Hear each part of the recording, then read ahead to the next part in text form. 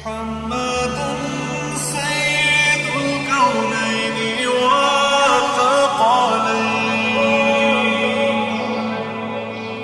محمد سيد الكونين والثقلين والفريقين ومن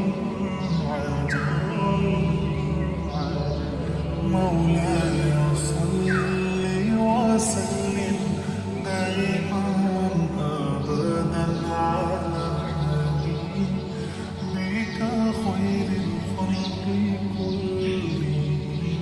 مولاي صل وسلم دائما ابدا على حبيبك خير الخلق كلهم.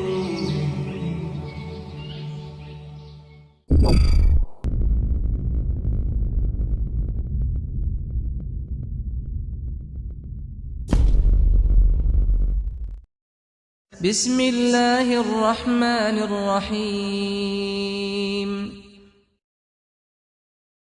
حضرت علی بن ابی طالب رضی اللہ عنہ فرماتے ہیں کہ حضور صلی اللہ علیہ وسلم نہ تو زیادہ لمبے قد کے تھے اور نہ ہی پست قد.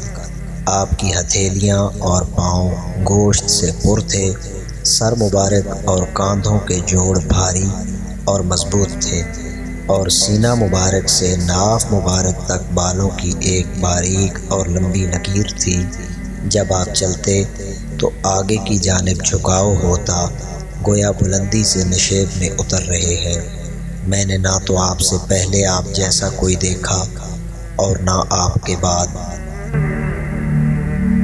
حضرت علی رضی اللہ عنہ کے پوتے محمد بن ابراہیم فرماتے ہیں کہ حضرت علی المرتضیٰ رضی اللہ عنہ رسول اکرم صلی اللہ تعالی علیہ وسلم کا وصف بیان کرتے ہوئے فرماتے تھے کہ آپ نہ بہت لمبے قد کے تھے اور نہ ہی زیادہ چھوٹے قد کے بلکہ میانہ قد کے تھے، اور آپ کے بال مبارک نہ تو زیادہ گھنگریالے تھے اور نہ بالکل سیدھے بلکہ بلدار سیدھے تھے.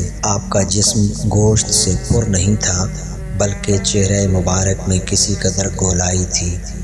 آپ کا رنگ سرخی مائل سفید تھا.